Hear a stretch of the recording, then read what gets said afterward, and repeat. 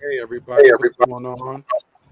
Welcome to another episode of the Big Ticket. I'm your host Vic3, joined by my co-host Jerry Lee. Jerry, how Wow. we doing? Doing good, brother. Hey Enjoying man, the 76ers game, doing this podcast. yeah man. Hopefully we can get a win. It hasn't Yeah, been a good right? couple of days. No. Yeah, on another show we might have to get into that Doc Rivers conversation, but Oh, man. we'll save that for another time. This week, we're happy to be joined by a great Philadelphia content creator, from Gauntlet Sports Media. We have Philly Jim with us this week, so let's bring him on. Philly What's Jim, up, how's it going? everybody at home? How you guys doing tonight? What's going on, Big Jim? What's going on, Good, man? good. Appreciate you for coming on, my guy. Yeah, for sure. Yeah, man. Let's get to the say what's up to everybody in the comments real fast before we start things off. Um, BLSG again, thank you for coming through. What up, Constant supporter, BLC? always the first. Geo. Yeah, my guy Gio from the 215. If you haven't, please subscribe to his channel. Great content creator, co-host with me on the East Meets West channel. Appreciate you for coming through, my guy. NFL World, what's up? What's up? Thank you for coming through. Hey, AK We Eagles. got all the Eagles fans in the house tonight. Yeah, Yes, man, sir. I'm liking that new logo, my guy. Fire logo. Mm-hmm. But yeah, man, appreciate everyone for coming through. Listen, it's been a pretty exciting week. There's been a lot of news, but Hell let yeah. me just get to it. Let me just get to it real fast. I just want to see what your feels is. Kelly Greens are back. How Yes, we sir. feeling? That's why we're wearing them today. That's why we're wearing them today. We're going to Yeah, have to man. order some. How excited are we that the Kelly Greens are back?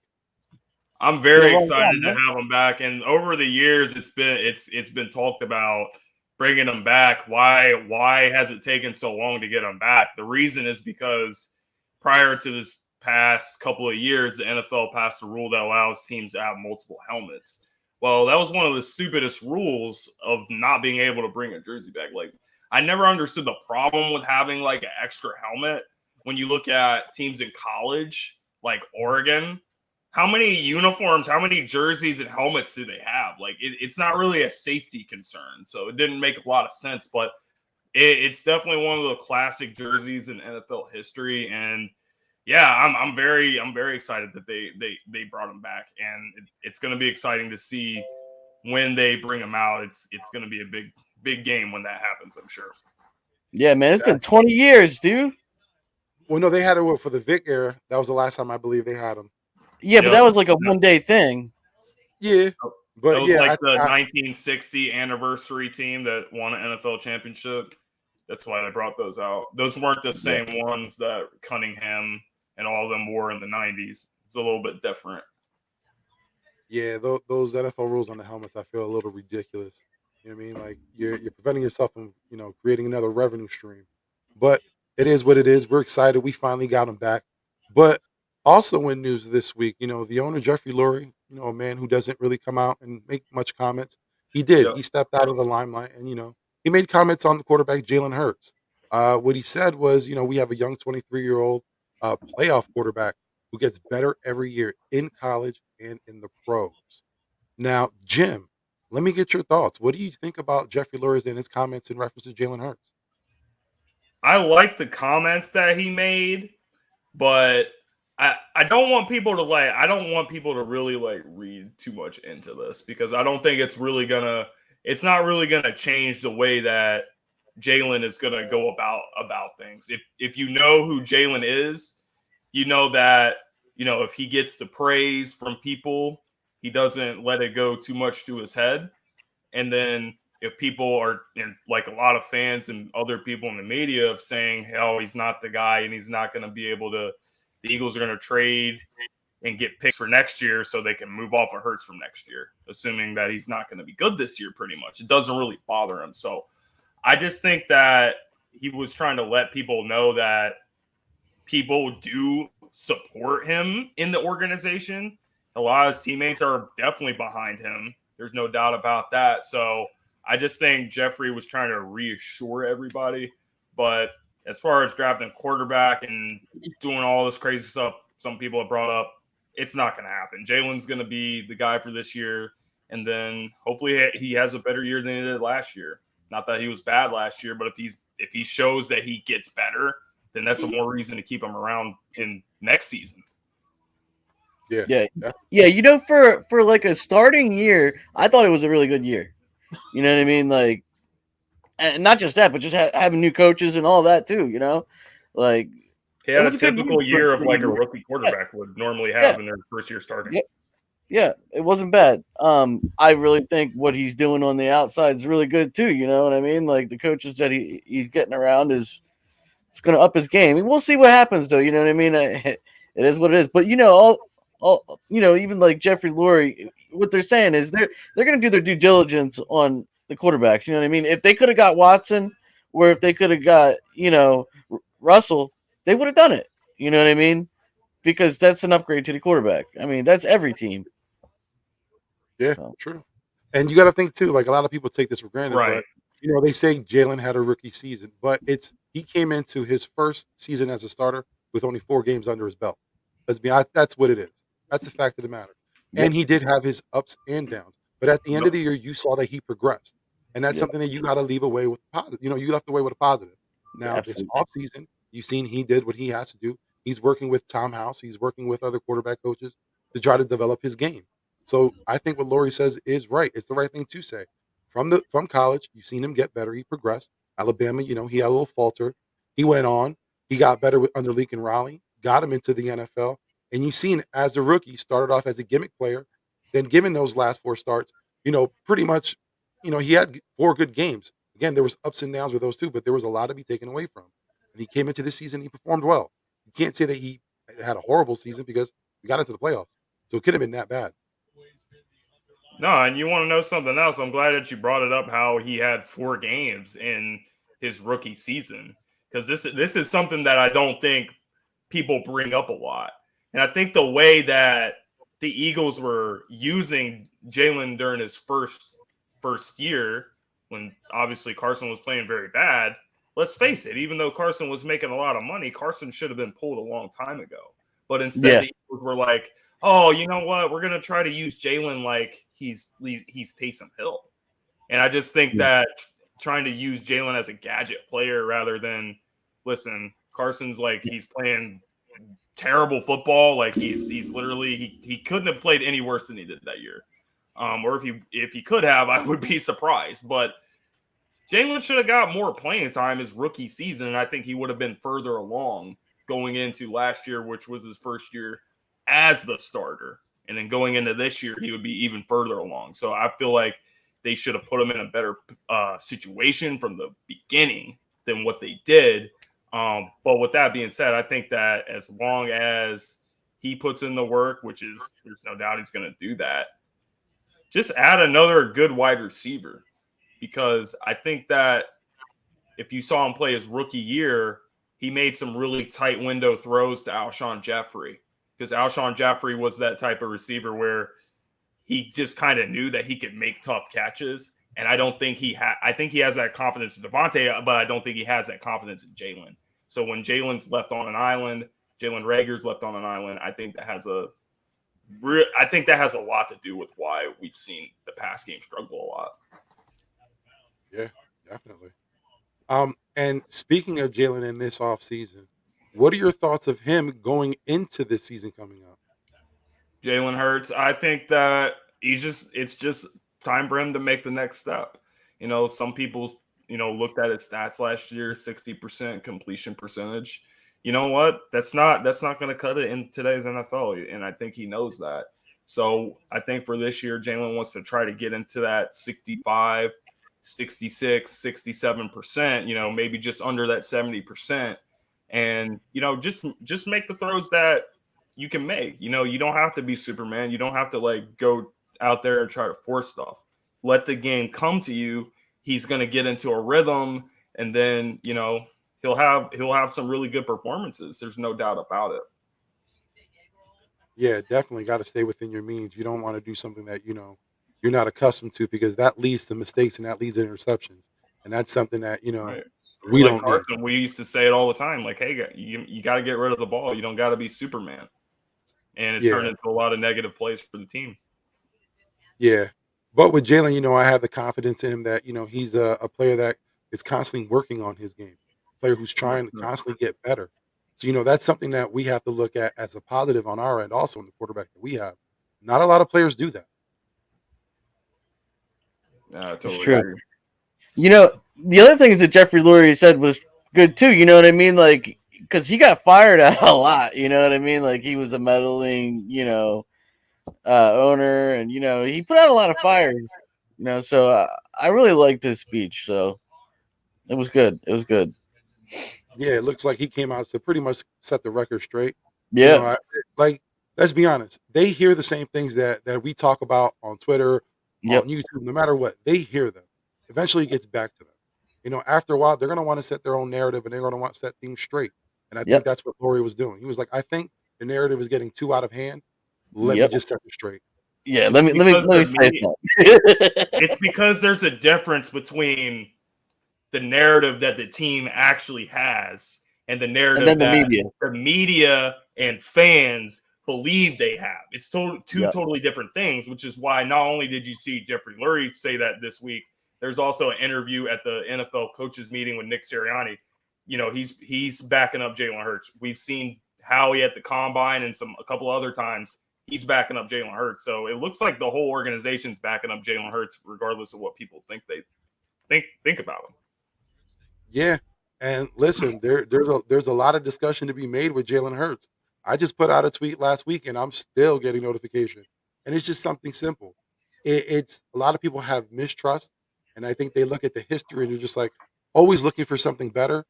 But again, not everything out there is better than what you have now because you still don't know Right. what you have out of Jalen Hurts. Right. And earlier when you brought up, when there's an opportunity to go get a player like Deshaun Watson or a player like Russell Wilson, Aaron Rodgers, someone like that, then that kind of makes the situation a little different. But I feel Yeah. like every quarterback that comes up, people discuss, oh, should we go after this quarterback, this quarterback? Like, are you really going to go after Baker Mayfield, for example? Do you really No. think Baker Mayfield's going to make this team a better team than Jalen Hurts? If you think that, No. then I'm sorry, but I'm really questioning, like, do you guys really watch football? No offense. Yeah. I'm questioning your fandom. Right. You hit it right on the head with that. I question if you watch a lot of football. A lot of times when you see these fans and the takes that they have, it's just regurgitated takes, and then when you ask for a follow up, you usually don't get a response. Because they got nothing. But a lot of that has to do, like what you said earlier, a lot of that has to do with the media and what they're putting out there because we all know what it is. It's a slow off season. Hey, Right. Jalen, appreciate you for coming Closing through. today. But yeah, it's a slow off season, so they got to keep business going, and that's exactly what it is. It's a business.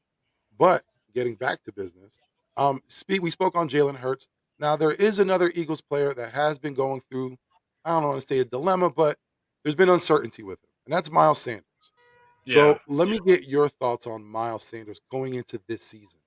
Going into this season, listen, Miles is a good player. No one's trying to say that that he's a scrub or we really got to get someone better than him. No, I actually think Miles is good enough. The problem with Miles is not really the quality of the player that he is. It's the fact that two things. He always seems to get hurt at some point, Yep. whether it's hamstring here or ankle here. He's always missing like 2, 3, 4 games at a time. And I feel like when that happens and you have to put Boston Scott in a situation to where he kind of has to take on more of a workload than what he's accustomed to, or Kenneth Gainwell, or I don't really think any of these guys on the team is capable of doing a Derrick Henry or a Jonathan Taylor type of thing. I don't think we have that on the roster. So I feel like the Eagles are going to explore their options in the draft. I don't think it's going to be high in the draft, but don't be surprised if we get to the 5th round or the 6th round and there's a running back on the board that they like and they take him, because Miles has just kind of shown that he can't stay healthy. However, on the flip side of that, Miles is in a contract year. So whether Miles stays in Philly or goes elsewhere, he's got to perform at his highest level if he wants to maximize that second contract that he's going to get. Otherwise, he's going to be on a prove-it deal, and it's just going to kind of be an uphill battle for him after that. Definitely, definitely. Now, you said talking about the Eagles looking into the draft for a running back. Is there a running back that you have in mind? There's a couple of running backs that I've looked into. The running back out of Florida, I cannot remember his name right now, but he's around 218 pounds. He can catch the ball. I think he does a lot of the Pierce. things that we would like to have in a running back. Kenneth Walker from Michigan State. There's some good running backs in this draft, but Cook, man. I'm not gonna overvalue the position and take a guy like in the second round. Like, absolutely not. Like, we have to fix this secondary. We have to fix the defense. We cannot be I'll like be all right in the third or fourth round. round picks and first round picks on running back. Absolutely not. Yeah, I'd Well, be yeah, all right. that would lead me to my next question, and I think Jerrylee, you were alluding to it. What would be the round that you would explore a running back? Would it be the fourth, fifth, a little sooner in the third? Me? No, no, I Man. was saying to Jim, to Jim. Oh, for me? Oh, Yeah, yeah, yeah. yeah. There's no way I'm spending any of our picks in the first 5 picks. We are not drafting running back. No, After that, if there's somebody there and you say, hey, you know what, we want to bring in this guy, contingency plan if Miles Sanders gets hurt, or plus we don't have to re-sign him. Because look at the situation our division rivals are in. The Dallas Cowboys. Look at their situation. Ezekiel Elliott was really good at the start of his career, and then he got that big contract, and then he's basically went downhill completely. And then they have another guy in their roster, Tony Pollard, who they drafted in the 4th round, and he's on a very cheap contract right now, and is outperforming Zeke, who's making a ton of money. You do not want to have that situation on your team. No. I feel like that's why the Eagle. It's not even just about Miles staying healthy. It's also about not having to invest a lot of money into a running back position, which is very expendable and easy to replace. Yeah. And Yeah, also, I'm sorry. that's Go my ahead, thing too. That's my thing too. Like, there's so running backs are like a dime a dozen anymore. You know what I mean? Like a good, solid running back. And why spend money on him when you can just draft one? And the offensive line that we have, any running back really could fit in there and go to work. Right. Literally, pretty much any back. Yeah, hopefully the Eagles, explore the option, because you got to think about it too. Is how much productivity do you think that player can continue to give you? How many years do you think they have left? We all know that, Miles, we said his durability. Shout out to AK, because he always says the best ability is availability. Yep. So how much production do you see out of Miles? How many seasons do you think he could last? Are we talking, what, 3, 4 at max? So then what are we doing with this position? And if he doesn't perform this season and you don't go for a running back, now you have to take that and make that a need for next year when you could have taken care of that this year. I kind of see the running back position the same way as we seen the cornerback position last year. Second round pick, we had Asante Samuels Jr. Even though we got Dickerson, but we should have addressed the cornerback position. We did I it agree. now this year. Again, we need to address the cornerback position. We don't know if they will, but you know what I mean? Like, we're still in that limbo. We can't do that. I think if Miles right now, if he performed more in the red zone, I think it wouldn't be a question. But the thing is, that's the issue. I have no issue with Miles running. I think Miles running is great. But again, he's not a red zone threat. He reversed back in, with the receiving. He hasn't been playing so well. And again, like, he's not available. So you have to look at other options. And the draft is the best way to go for us. Yeah, man. I think we should trade him, honestly, because he didn't even get 1 touchdown last year. How good is that? I was just gonna say something else about Miles. I feel like the situation that he's in on our team has him set up easier to be successful, because we had the top rushing offense, and a big part of that is Jalen's athleticism and his ability to, really make plays with his legs. That's why a lot of, typically if you had a pocket passer back there, our running game would be more prone to getting shut down. But all these other running backs like Miles, Boston Scott, Kenneth Gainwell, and all these guys that we have, it makes their job a lot easier to perform. Yeah, definitely. And well, we'll shift it up because we already know what we're going to do with the running back in the offense. We'll get to some of that a little bit later. But right now, this free agency period, a lot of people said it was dull, but we made a lot of re-signings. Chiefly, Maine, we all know about Fletcher Cox, but also we had Anthony Harris and Boston Scott. For Now, sure. did you like those signings? And do you think that we should have just taken our time? We should have looked elsewhere first before we just instantly signed them? That depends on how you look at the situation.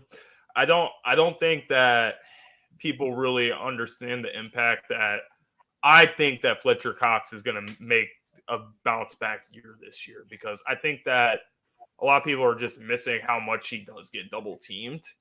And once he Mm, went down, had missed a couple games, you saw Javon Hargrave was dominating, and people were like, "Oh, well, why is he outperforming Fletcher Cox?" Fletch gets hurt, he starts getting the double team. Now you start kind of understanding the impact that this guy has on the roster, and you go out and get Hassan Reddick to come and help off the edge. We were one of the worst teams in sacks last year. So Hassan Reddick is going to change that for this team. He's going to make it easier on Fletcher Cox. You get Brandon Graham coming back healthy, Josh Sweat. You're probably going to add a defensive end in the first round. We know that this team loves to draft that position very, very high. So we're probably going to walk away with, I wouldn't even be surprised if we took 2 defensive linemen within the first I couple of agree with rounds. that. I So, totally agree with that. and as far as Anthony Harris, the reason why I think they chose to re-sign him rather than Rodney McLeod. Rodney McLeod was here last year. He was coming off an injury though.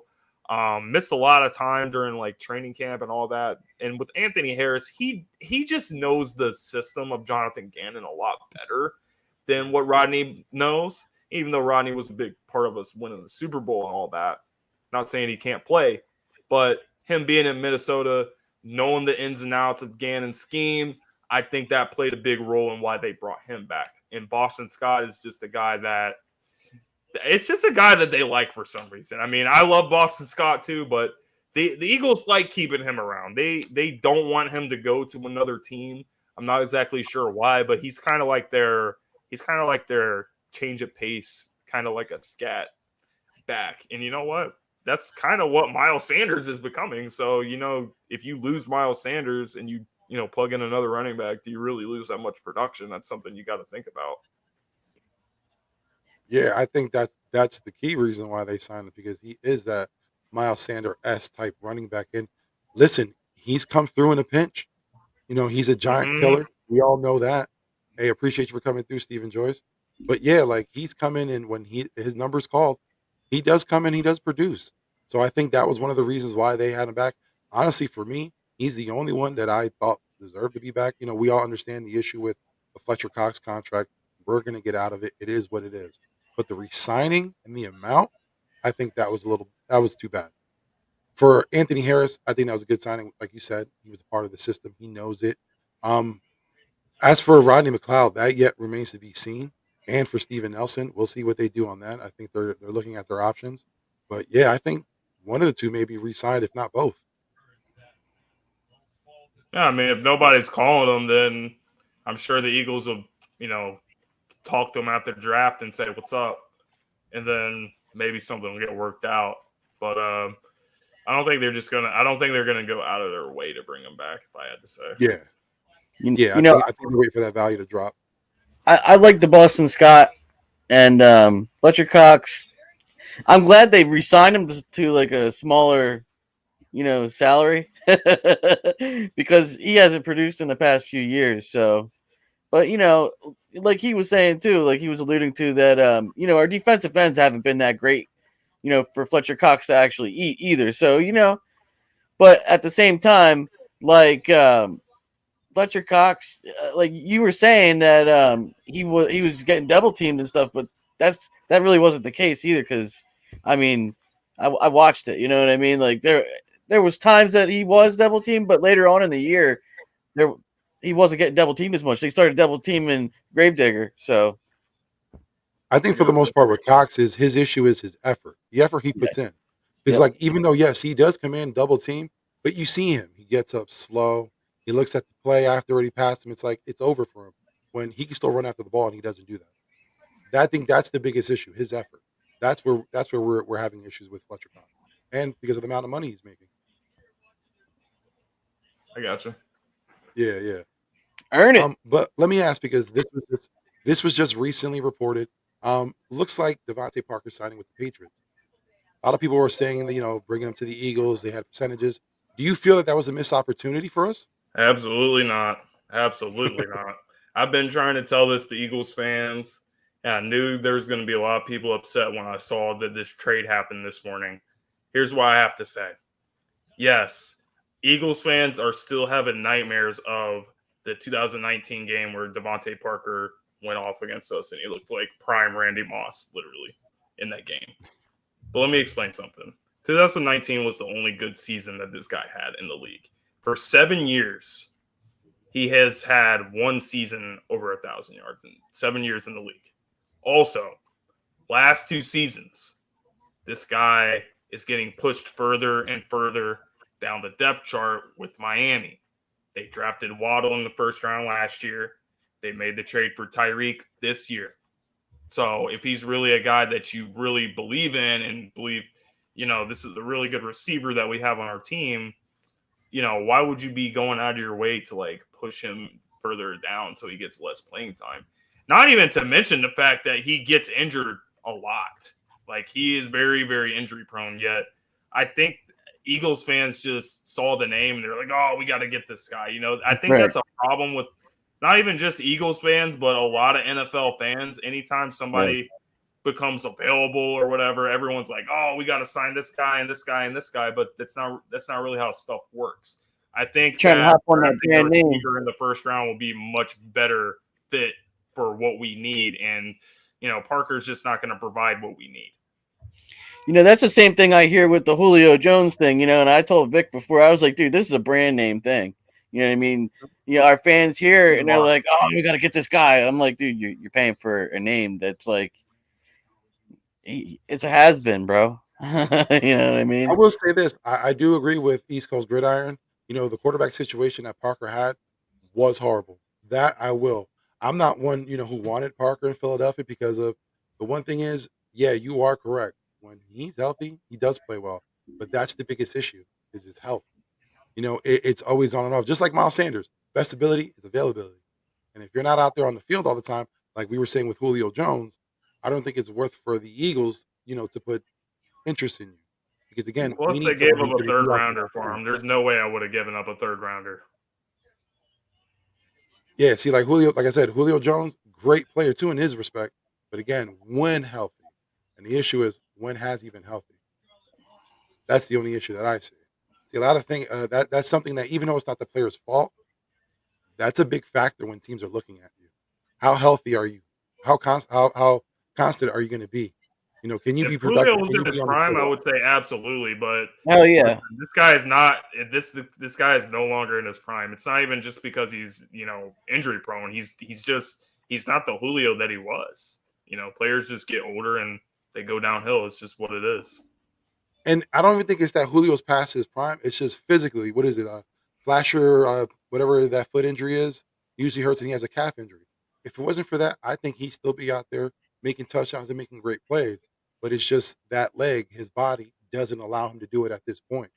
Even though, Right. the mind, the heart wants to do it physically, can't right now. Now, that's not to say that he hasn't gotten better on the offseason, but what are we, 2, 3 seasons past the injury? And every year you're always hearing he's out of games. He's, rehabbing. He's in practice limited.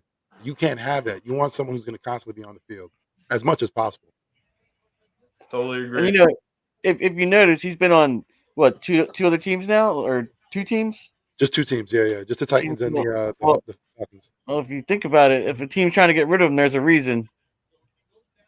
Well, I think with him, I don't know if he signed a 1 year deal or not. I think that might be the issue. So he was a free Okay. agent. The Yeah. Titans traded for him last year. They traded a second round pick to Atlanta, and then this year Julio he just wasn't doing what they expected. So the Titans just decided to cut bait. Anthony Barr is very interesting. I'm surprised that other teams aren't interested in him. But yeah, I think, of course, he fits the scheme. But I don't know what the issue is. Um, yeah, but let me get back to another question I had because there are a lot of free agents out there. But I just wanted to ask, what free agents would you be interested in bringing into Philadelphia? I mean, the obvious answer is Tyrann Mathieu. We have a massive hole at the safety position. And it was reported that the Eagles are one of the teams that's supposedly interested in him among, many others. But here's the thing, man. I mean, like, is Howie gonna make a move like this? I don't know if he will. I don't know if he will because we haven't seen him pay that position at a high level, which is what Tyrann's probably going to command on the market. If it was a defensive end or something or like that, then yeah, I would be like, oh yeah, we're definitely going to sign this guy. But times are different though, bud, because I'm not saying it wouldn't be the right move to pay him, but just knowing the way how he is, I don't know. Yeah, but he has been working with the coaches though, man. So, I hope you're right. I hope you're right because that would help our defense. I hope we get Hamilton. I think right now with Mathieu, the issue is that there's so many teams that are interested in him. So I don't think the Eagles want to put themselves in a bidding war. If it's a position where there's a price that's already set, that's within their means, you're gonna make that move. But again, you have Dolphins, Cowboys. Forgot there's like 3 or 4 other teams. The Raiders, Saints, I believe, are involved. Steelers, some other teams.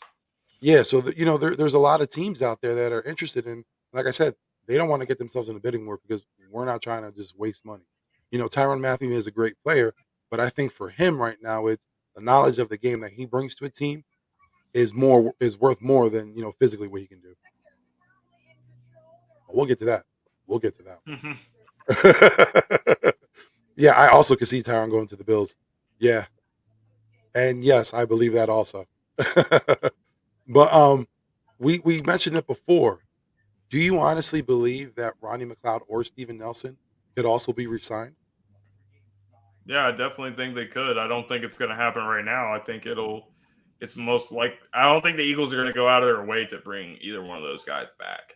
That'll be kind of like a depth move. I think that they'll go out and get what they want to get in the draft.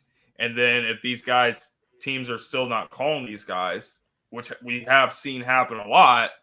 I mean, Steven Nelson, he didn't even get signed until right before training camp or something. It was very late in the off season. So I think that that's the same approach that they're probably going to have with both Rodney and Steven if they do want to bring them back for some depth. But I don't think they're going to, go out of their way and try to get those guys right now. Yeah, I hope not. Like I said, I feel for Rodney. He's been someone that's been the team for a while. He knows the defense now. He's had a year under his belt. I don't know if they're keen on just getting someone new to take that time for them to learn it. But it's the NFL. Everyone learns defenses, every year. But I think with them is they're probably just waiting to see what else is out there. If there's something that's better within their price range, I think they'll make that move. And Rodney right now is just a safety plan. Also with Steven. Yeah, I agree with that. I think it's just I think it would be a good move to bring him back for depth, but I feel like we need to stop screwing around with this position because I don't know if people remember what happened the last time we were in this situation. But after Brian Dawkins left, it was pretty much a disaster at the safety position until we signed Malcolm Jenkins. And then Malcolm leaves. It's been a couple years since he left. And now we're kind of trying to figure out, okay, so who's going to be our guy at that position? And we don't have that on our team right now, which is why I think that it needs to be a position of focus in the draft. If you can get a really good safety in this draft, then do it. And, get it over with. But I think or sign Tyrann Mathieu or whatever you want to do because you got to get somebody back there that knows what they're doing. Yeah, definitely. Let me ask you a question, though, because I just thought this right now as we're talking about it. Do you think that the Eagles in some way may have some confidence in Epps? Maybe that's why they feel that they have the ability to just sit back and wait? I think they have confidence in him, but I also think they want to have another guy because if Epps shows that he can be one of the guys back there to be your safety, you got to have a good tandem back there. The safety position it's always about having two guys back there that knows what they're doing. You know, we've seen it. We've seen it a lot. I mean, even with the Steelers when they had Palomalu and Ryan Clark. You know, you gotta have two guys back there that are capable. So I feel like that's something they're gonna focus on for sure. And just lastly, do you think this is the last year for Kayvon Wallace? I Mm. think that he really needs to show out. I think he has to have a great camp, and I really think he needs to, you know, show that he's really a dog in preseason games and all that kind of stuff. But I don't really think that he's not. I don't think he's what they were so excited to have, or he's kind of disappointed, in my opinion. Yeah, definitely. Too much clap and not enough action. Right, he went to a big school. He went to Clemson. Yeah, Who else went to Clemson that played for the Eagles that played safety position? Brian Dawkins. So there was talks about all that kind of stuff. But yeah, he's definitely got to step it up, and he's got to have a big camp, man. That's just what it is. I think for the Eagles defensive backfield, whether it be the cornerbacks or the safeties, they all need to have big camps. You're talking about, especially with the cornerbacks, you got Vincent, McPherson, and Gowan. Those are three guys that are just big question marks. Now, I know I have faith in McGowan. Other people have faith in McPherson. He had his time out there, but they're still relatively unknowns. And now we're still even thinking about now looking at cornerback in the draft. So I think there's a lot to be proven this offseason. I think there's going to be a lot of competition. True, Epps is getting up there in age.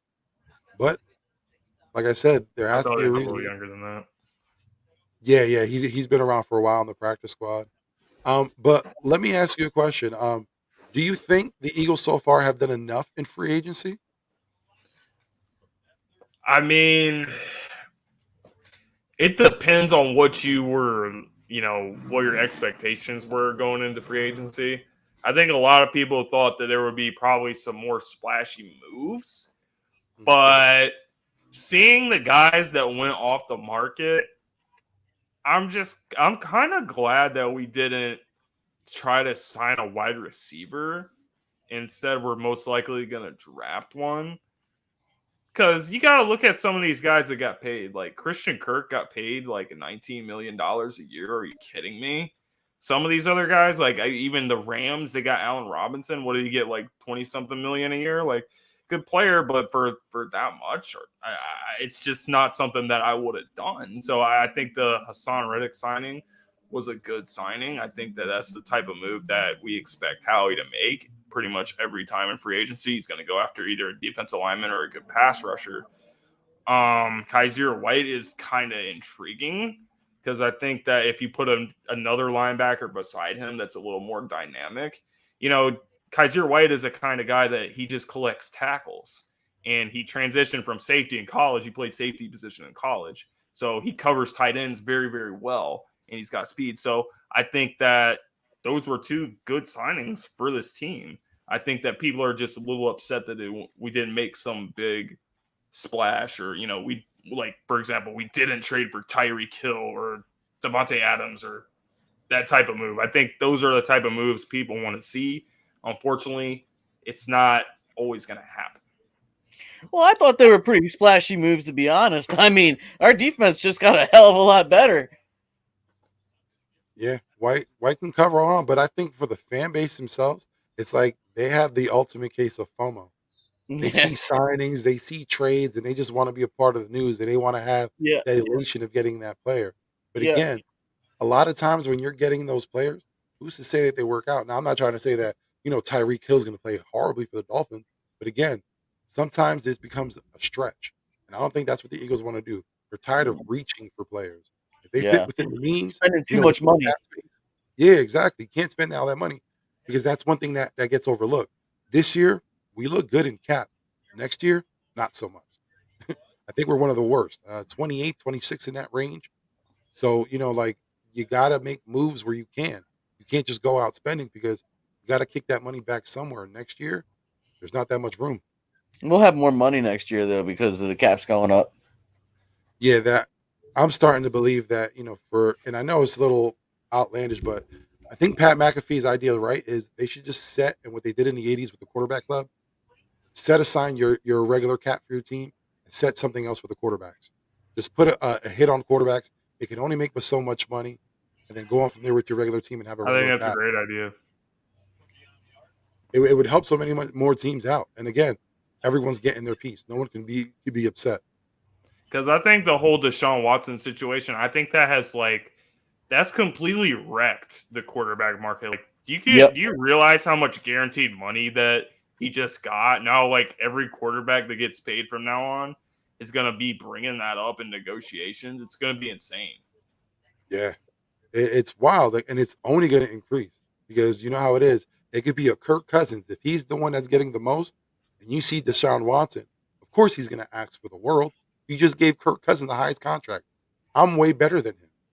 And like, it's only going to escalate. So I feel that putting your quarterbacks in a separate category would be the best way to go. I'm just sitting here. I'm like, I'm old enough to remember when NFL contracts, when a guy would get like a total of $100 million for his contract. Like, man, like that was insane. Now, like $100 million, it's like chump change.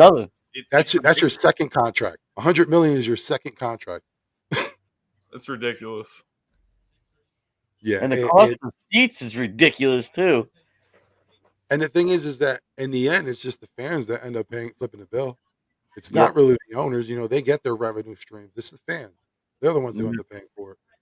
Yeah, so they need to shut the hell up when they're talking about fans. You know what I mean? Yeah, $50 million a seat. Oh, listen, to be a backup, what it must be just to be a backup. Hell yeah! I think even water boys in the NFL rake like $100K. Seriously?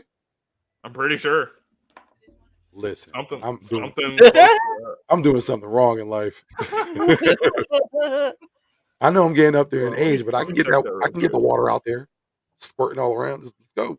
But let me ask a question because it was mentioned earlier in the comments. There's a thought apparently that Kyle Hamilton would fall the second half of the first round. Now, to us, initially, when you hear it, it's outlandish. Nah. We know media has been stirring about. April Fool's was yesterday, but apparently they're saying that this is credible. But what are your thoughts? I don't know, man, because listen, I'm just going to say it like this.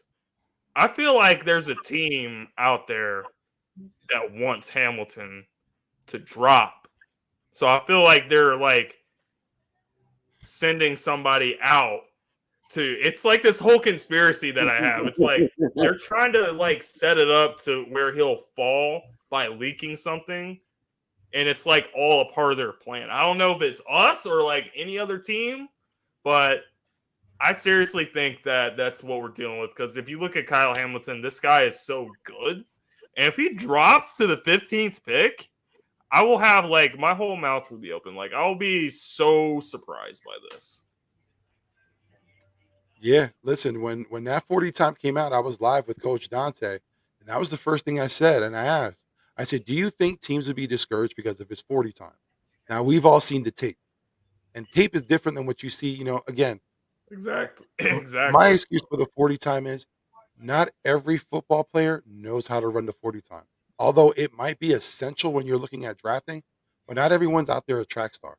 Not everyone knows how to set themselves in blocks. Not everyone knows what the proper position you should be. They don't know all that.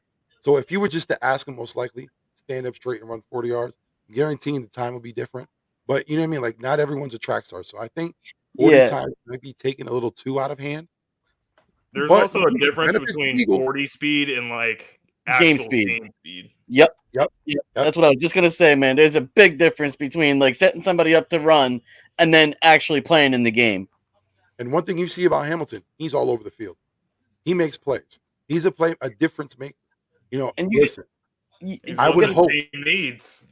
Yeah, you gotta think. When you're getting excited in the game, you know what I mean. You're gonna perform different. For sure. If teams are scared or they want to shy away, by all means, go to the back. I'll take him. Don't take a chance. Leave him go. Because like I said, and I will say it again, that man will not fall past 15. Hell, at worst, 16. Seriously. He's not going to pass. He better not. He better not, bro. Fans are going to come after Howie. if that happens. Yeah, that's what I was gonna say. If that were the case, and we all know how we just got this 3-year extension, fans would be livid. Fans would They be would. absolutely livid if you Howie had him cannot have there. another Jalen Rager, JJ, Arcega Whiteside. He cannot do that again. Like he's Or done it my biggest twice. If it happens one more time, the whole city's gonna burn down. or my biggest fear could be that maybe Howie overthinks it and he's like, you know what, we have 15, 16, and 19. I'll take my first 2 pick and come back in 19 and get them. And that's when the team jumps up. That would be, like again, that's another decaf move. Decaf Metcalf move. Like that would be another thing in Howie's history where he blunders another draft. Dude, I'll be so pissed off at Cannot how if happen. he doesn't get Hey, that's Hamilton. a great point by Jalen. Great point. Tyreek only ran a 4.3. Who's the fastest man in the NFL? Exactly. Game speed, and track speed are two entirely different things. No one would even debate that there's someone faster than Tyreek Hill in the NFL right now. You know, and when you have football gear on too, that's different. You know what I mean? Like, Yeah, you about all this definitely. shit. Hey, let me ask real fast because receiver is a question. What do you think of Drake London or London? However you say his last name. I think he's I wouldn't be upset if we got him. I'm not as high as on him as I am some of the other guys in the draft, just because he didn't really do that much of a good job of getting that separate. I feel like he should have got a lot more separation again, especially against Pac-12 secondaries. So that was like a little bit of a concern to me. But in terms of what the team needs in the fit, I think it's a good fit because he's really good at getting contested catches. But if you're asking me, like if we're drafting a receiver, I either want Garrett Wilson or I want Jamison Williams. Those are the two guys that I want. Not bad. Logan just asked, Tony's trash. Kadarius Toney. Yeah, trash. But also in the news for whatever reason, again, this could be subterfuge. This could be teams, with good mind, good chess mind, thinking ahead. But apparently, Kayvon Thibodeau is another player set to drop in the draft. If he were to drop, is that a player that you would be willing to trade up to get him? I would be okay with it. I'm not saying I would be against it. But one thing I can definitely tell you, if that does happen and he's like, let's say that he's sitting at like 11 or something. If he dropped out of the top 10, I guarantee you Howie's trading up to go get him, because it's like I always said, he values the defensive end position. He's always going to draft a defensive end in the first round. Even if there's arguably, other positions that would really help the team there, he's just going to be like, look, we can't screw this up, because teams are built from having good trenches, from having a good offensive line, which we already have pretty much, and then great defensive line, which our defensive line is pretty good, but we needed to get back to going to being that dominant defensive line, like that defensive line that's feared by everyone in the league. Hey, I'm not mad at this suggestion, Stingley Jr., but it all depends. It all depends. The draft is very funny and it's fickle. You never know what happens year in and year out. Where there's always an expectation of a certain order to happen, never works out like that. That's Never right. works out. But I do know that Howie is definitely going to take a defensive end on the first pick. Hey, from your lips. No. Hopefully. Or a defensive tackle, either one. Yep. Hey, either one. It's either going to be Hamilton or it's going to be one of the D ends. Has a lot of bad traits of Clowney. Ooh, those are some spicy comments, my guy. But let me ask, since we're on the draft, who do you have your eyes on in this draft? Who are the players that you're looking at that you'd like to have? If we picked all 3 picks and we walked away with Garrett Wilson, Jordan Davis, and Devin Lloyd, I would be very, very pleased with that. Those are great picks. Yeah, yeah, great picks. Uh, I would love to have a linebacker. You know, first round, it would help out a lot. But we all know how he works and how he man Mm-hmm. moves. So I think a defensive lineman, a defensive end, would be more of on line of what we would do. Maybe depending on who's left for that 19th pick, we may be focusing on a safety or move that around however you will. 15, 16, 19. I think that's the way it's going to end up working out. Or a I, cornerback if there's one that falls. I think he's going to pack that third one for next year. Well, I wouldn't be that leads surprised. me that leads me to my next question. Do you think that he'll stick with all three picks, or maybe one or more, maybe trade it away? I'm going to bring up a scenario. So let's say that we have the 19th pick, and there's like a team like there's a receiver on the board. Let's say you're a Mhm. team like Green Bay or a team like Kansas City that also has multiple firsts, but they're more later on in the draft, like Kansas City, like 29 and 30. What if you traded up or traded down and got 29 and 30 because they were desperate enough to get a wide receiver? If they did that, I think that would really, really put us in a good situation. I I didn't think about moving down that far, but yeah, you would be able to maximize some picks at that. You basically get it's first round, but you get the first second round pick. Oh, Sixers win. Awesome. Yeah, yeah, it was really good. Smoked them. Appreciate you, PLFG, for the update. Yeah, Yeah, so let me just ask.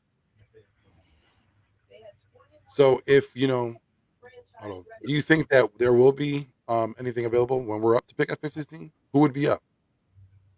When we pick at 15, Yeah, who do you think will still be there? um, I think there will be some good players there. I think that someone like Jordan Davis, who he's a defensive tackle. And he ran a really good 40 time. I think that he might be off the board because of that. But I think another guy people are going to look at with the Eagles is Davonte Wyatt. He's an interior defensive lineman. Jordan Davis was more of a better run stopper, but Wyatt is more of a better pass rusher. So I feel like he brings things to the table that the Eagles would like, and with Fletcher Cox, on his way out, I think they kind of want to get something in motion and have him and have a rookie defensive tackle and Milton Williams and see if these guys can be the future of that interior D line. So I definitely think that's going to be the move with the 15th pick. Sounds good. Sounds good. Let me just answer this question because I think I'm the one who's been spreading around these Georgia defensive linemen the most because I've been going hard body for them. I think all three of them could be potentially stars. You got Walker, who can be a good, a defensive end. We already know about Davis. So you mean like, and you have I'm escaping me the last one for whatever reason. Wyatt. Wyatt's another guy that's going to be a great player. So I think all three of them. That Georgia line is very special. They won that national championship because of that Georgia line. So yeah, I think all three of them can possibly be stars. Hey, let's go Yanks. That's what I like to see. yeah. But let me ask: do you think that the Eagles will draft a receiver, and who would be your top choice? Absolutely. Absolutely. There's no way they can't draft a receiver. If they don't draft a receiver, something is very, very wrong. Because I know that people are going to bring up Zach Pascal. I don't see him making an impact on this team. I really don't. I think he's there to fight for the fourth spot. Competition with Greg Ward and JJ and like all those other guys that are kind of on the fringe of are they going to make the team or not. And Pascal's a guy that knows Nick Sirianni's playbook very, very well. So I think that kind of gives him a leg up, which kind of makes the competition a little more even across the board. But they need to get a dynamic receiver. It's just like what I was saying earlier about with Jalen Reagor. If you really want to see Hurts reach to his maximum potential, you have to add somebody that is a dynamic player that Jalen's going to have trust in. And I think either one of these guys that I brought up, or there's three main guys actually that I'm really Even Mechie. So Yeah. Jameson Williams, Garrett Wilson, and Traylon Burks. I think And they can Mechie's out there too. I think they can all bring to the table what type of players we need on this team that can, really take the top off and open up the defense. Kind of let Goddard and Davonte work that middle part of the field. That's really what I think needs to happen. And if they don't take a receiver in the draft, I think we're gonna be. It's gonna be tough. It's gonna be tough with having Jalen out there, because when Rager gets left on an island, it's over. He gets thrown to the ground. He doesn't get separation. It's a brutal situation for our offense. He's booty juice. He's terrible. I'm surprised no love for Christian Watson. Oh, I mean, I'm talking about taking a guy like at 15. If you take a guy closer to 19, I'd be okay with that. Or Dotson or someone else. I don't know. But yeah, that's pretty much what I'm thinking right now. I think it's interesting what the Eagles are doing. With the receiving core, they want to grow their receiving core. They want a young receiving core to grow together. A lot of us are like looking for that vet. Apparently, Greg Ward is that vet. He's that vet we've been longing for. We've needed. But I think it's, in theory, it sounds good, and I hope it works out, because it does sound like these guys can grow together. When you see, you have Smith, you have Watkins. They look like two players that are on the rise. And if you bring a third, that could only help things out. Hopefully the Eagles, take advantage and they do that this year. But let me ask you one more question. 100%. If you were the Eagles GM, what would picks 15, 16, and 19 look like? I mean, I would take a receiver with one of those picks. I would take the best player. I wouldn't focus on a position. I would just take the best player. Howie's obviously going to take a D lineman. So whether the best available player is a defensive end or a interior D lineman, I think you take the best player at the position and plug them into this D line. And I think one of those other picks has got to be someone in the secondary. It can be a corner or it can be a safety. But though, you got to get another guy opposite of Slay, and you got to get a guy on the back end of this defense that knows what they're doing. So I think that's really what the 3 picks should definitely be. Awesome. Jerrylee, you got any thoughts? Any picks you'd want to make? Well, definitely. I would like him to get the best player on the board, all the way down.